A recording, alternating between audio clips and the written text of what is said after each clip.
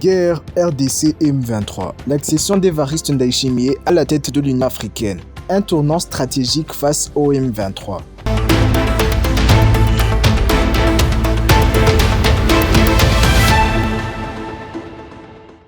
L'accession d'Évariste Ndayishimiye à la présidence de l'Union africaine, effective ce week-end du 14 au 15 février, marque un tournant politique majeur dans la gestion de la crise sécuritaire qui secoue l'Est de la République démocratique du Congo.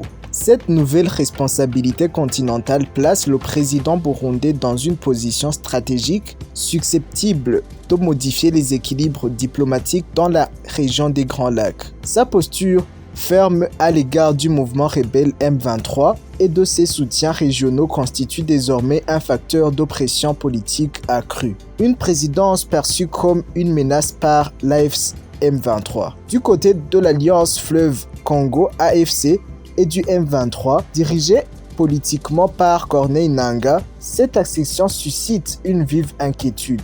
Le mouvement, souvent présenté comme soutenu par le Rwanda du président Paul Kagame, redoute un durcissement de la position africaine à son encontre. En effet, Évariste Ndayishimiye s'est distingué par une ligne claire en faveur de l'intégrité territoriale de la RDC et par son engagement sécuritaire régional. Son influence à la tête de l'Union africaine pourrait renforcer la légitimité diplomatique de Kinshasa, accentuer l'isolement politique du M23, mobiliser davantage les mécanismes continentaux contre les groupes armés actifs dans l'Est congolais. Dans ce contexte, la présidence burundaise de l'Union africaine devient un levier stratégique susceptible de réduire l'espace diplomatique dont bénéficiait jusqu'ici l'AFC M23.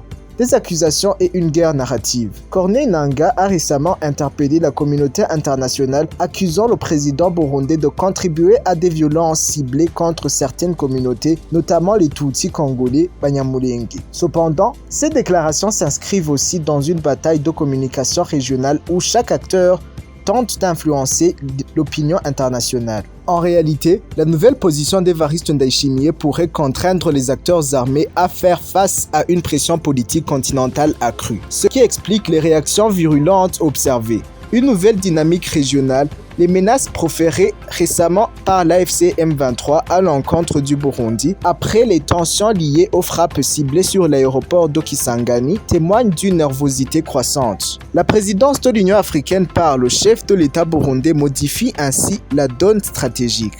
Elle renforce le rôle du Burundi comme acteur sécuritaire régional. Elle place le Rwanda dans une position diplomatique plus délicate. Elle pourrait ouvrir la voie à une pression continentale coordonnée pour une désescalade. Enfin, l'accession d'Évariste Ndayishimiye à la tête de l'Union africaine ne constitue pas seulement un symbole politique. Elle représente un changement d'équilibre dans la gestion du conflit en RDC. Pour le M23 et ses soutiens, cette évolution peut être perçue comme une menace stratégique pour les partisans de la stabilité régionale.